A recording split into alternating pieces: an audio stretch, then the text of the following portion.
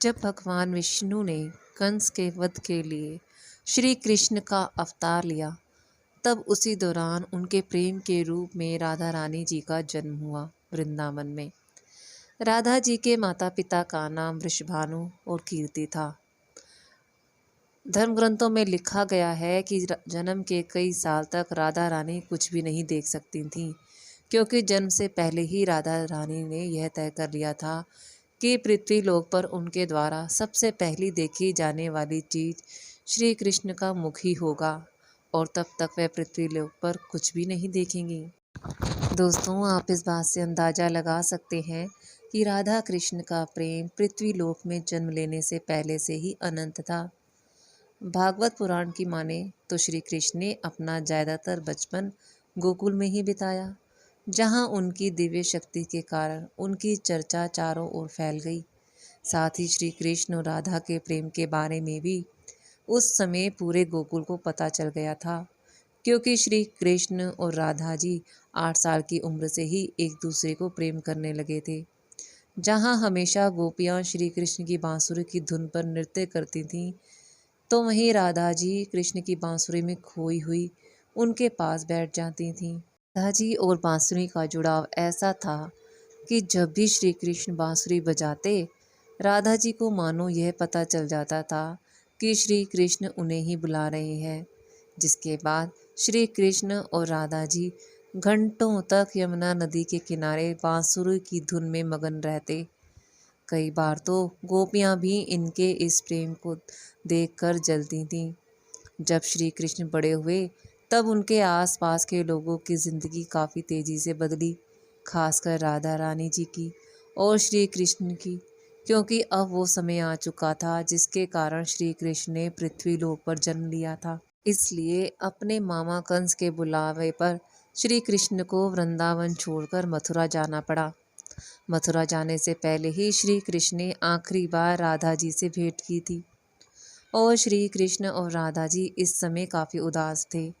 राधा जी ये बात जानती थीं कि श्री कृष्ण के मथुरा जाने के बाद श्री कृष्ण को वृंदावन वापस आना नामुमकिन है, जिसके बाद राधा रानी जी शायद श्री कृष्ण से दोबारा नहीं मिल पाएंगी। इसलिए काफ़ी समय तक इन दोनों के बीच खामोशी रही, और अंत में राधा जी ने श्री कृष्ण से 2 वचन लिए, जिसमें पहला वचन था कि राधा जी के दिल में हमेशा श्री कृष्ण का ही वास रहेगा, और दूसरे वचन में राधा जी ने श्री कृष्ण से कहा कि मेरे अंत के समय में मुझे आप दर्शन देंगे। श्री कृष्ण राधा के दुखों को समझते थे, और वो ये भी जानते थे कि राधा जी शायद उनके वियोग को सहन नहीं कर पाएंगी। इसलिए श्री कृष्ण ने राधा जी से एक वचन लिया कि मेरे जाने के बाद राधा, तुम मेरे वियोग में कभी आंसू नहीं बहाओगी। जिसके बाद श्री कृष्ण अपने भाई बलराम के साथ मथुरा पहुंच गए, और अपने कर्मों के अनुसार अपने मामा कंस का वध करके मथुरा के जेल से अपने माता पिता देवकी और वासुदेव को मुक्त कराते हैं। श्री कृष्ण द्वारा कंस का वध करने के बाद मथुरा की प्रजा में बड़ी खुशियां मनाई गईं। परंतु कंस की मृत्यु का समाचार जब उसके ससुर मगध राज जरासन को मिला, तो वह आग बबूला हो गया। अपनी विशाल सेना लेकर वह विध्वंसों पर आक्रमण करने चला पड़ा। श्री कृष्ण को जब पता चला कि जरासन मथुरा पर आक्रमण करने आ रहा है, तो उन्होंने अपने भाई बलराम के साथ एक सेना तैयार की और जरासन को युद्ध में बुरी तरह हरा दिया। लेकिन अब मथुरा पर काफ़ी आक्रमण होने लग गए थे। इसलिए श्री कृष्ण ने यादवों की रक्षा के लिए समुद्र के किनारे एक राज्य का निर्माण कराया, जिसके चारों ओर एक बहुत बड़ी दीवार थी, जिसमें बहुत से दरवाजे थे, और आगे इसी राज्य को द्वारका का नाम दिया गया। श्री कृष्ण ने द्वारका पर करीब 36 साल तक शासन किया, इसलिए श्री कृष्ण को द्वारकाधीश भी कहा जाता है। द्वारका में रहकर श्री कृष्ण जी ने रुक्मणी और सत्यभामा जी से भी विवाह किया था। श्री कृष्ण रुक्मणी जी से काफ़ी प्रेम करते थे। रुक्मणी जी भी श्री कृष्ण को अपना आराध्य मानती थीं। श्री कृष्ण से गंधर्व विवाह किया था। जब श्री कृष्ण द्वारका पर राज कर रहे थे, उस समय भगवान श्री कृष्ण का जीवन काफ़ी व्यस्त था। तो वहीं राधा रानी जी वृंदावन में बैठी श्री कृष्ण की यादों में खोई हुई थीं। श्री कृष्ण अपने जीवन में व्यस्त भले ही थे, लेकिन उन्होंने कभी भी राधा रानी को नहीं भुलाया था। कई बार तो उनकी पत्नियां भी श्री कृष्ण के राधा से प्रेम को देखकर काफ़ी जला करती थीं, क्योंकि सोते जागते कृष्ण राधे नाम जपा करते थे। मानो राधा और श्री कृष्ण का प्रेम ही श्री कृष्ण के लिए कोई शक्ति हो। वैसे कुछ कथाओं में यह भी लिखा गया है कि खुद ब्रह्मा जी ने आकर बचपन में ही राधा रानी और श्री कृष्ण का विवाह करवाया था, लेकिन ज़्यादातर धर्म ग्रंथों में इसके बारे में कोई उल्लेख नहीं मिलता। ज़्यादातर धर्म ग्रंथों में देखने को मिलता है कि श्री कृष्ण से वियोग के बाद श्री कृष्ण की भक्ति में लग गई थीं, जिसके बाद एक समय ऐसा आया जब उनका विवाह यादव पुत्र अभिमन्यु से करा दिया जाता है, और यादव पुत्र अभिमन्यु को शाप मिला था कि वो कभी भी राधा रानी को छू नहीं सकता। अगर उसने ऐसा किया या कोशिश भी की तो वह भस्म हो जाएगा। राधा रानी विवाहित जीवन में स्वयं तक रहकर अपनी समस्त जिम्मेदारियां पूरी करती रहीं, और फिर उन्होंने अपनी सभी जिम्मेदारियों से मुक्त होकर अपने प्रेम श्री कृष्ण से मिलने की फैसला किया।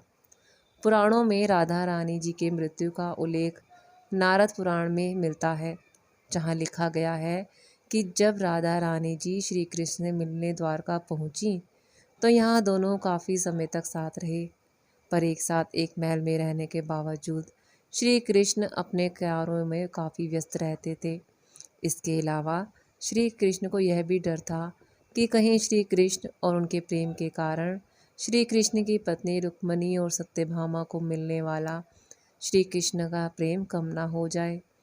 इसलिए राधा रानी जी ने श्री कृष्ण को बिना बताए द्वारका छोड़ दिया और वापस वृंदावन में चली गई।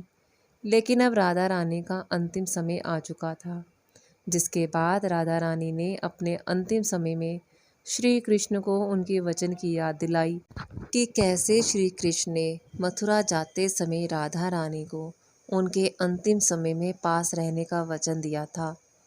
जैसे ही श्री कृष्ण को राधा रानी के अंतिम समय का आभास हुआ तो वो तुरंत ही राधा रानी जी के पास पहुंच गए और अपने प्रेम को इस तरह से अंतिम सांसें लेते देख श्री कृष्ण काफ़ी भावुक हो गए थे। जिसके बाद श्री कृष्ण ने राधा जी से अंतिम समय में कुछ मांगने को कहा था। राधा रानी ने पहले तो श्री कृष्ण से कुछ नहीं मांगा, लेकिन जब श्री कृष्ण ने जोर दिया तो राधा जी ने कहा कि मेरी तो बस एक ही इच्छा है कि मुझे मेरे अंतिम समय में आपके साथ वैसे ही पल बिताने हैं जैसे हम वृंदावन में एक ही साथ बांसुरी की धुन में समय बिताते थे। राधा रानी के ऐसे वचन सुनकर श्री कृष्ण ने अपनी बांसुरी उठाई और मधुर आवाज़ में उसे बजाना आरंभ कर दिया। बांसुरी बजने के दौरान श्री कृष्ण और राधा जी लगातार एक दूसरे को देख रहे थे और दोनों की आंखों में एक दूसरे के प्रेम के कारण आंसू थे। इसी तरह वृंदावन के पुरानी यादों में और श्री कृष्ण की बाहों में राधा जी ने अपनी अंतिम सांसें ली। राधा जी की सांसें थम जाने पर श्री कृष्ण की बांसुरी की आवाज़ भी थम गई और श्री कृष्ण को राधा जी की मृत्यु से इतना दुख पहुंचा कि उन्होंने उस समय अपनी सबसे प्रिय बांसुरी को ही दो टुकड़ों में तोड़ डाला। और इसी तरह एक ही दिन में श्री कृष्ण ने अपनी दो सबसे प्रिय चीज़ खो दी, जिसमें सबसे पहले उनका प्रेम और दूसरा उनकी बांसुरी थी। श्री राधा जी की मृत्यु के बाद श्री कृष्ण भी ज़्यादा समय तक पृथ्वीलोक पर नहीं रहे और अपने अंतिम कार्य यानी महाभारत के युद्ध को समाप्त करने के बाद उन्होंने भी पृथ्वीलोक छोड़ दिया था।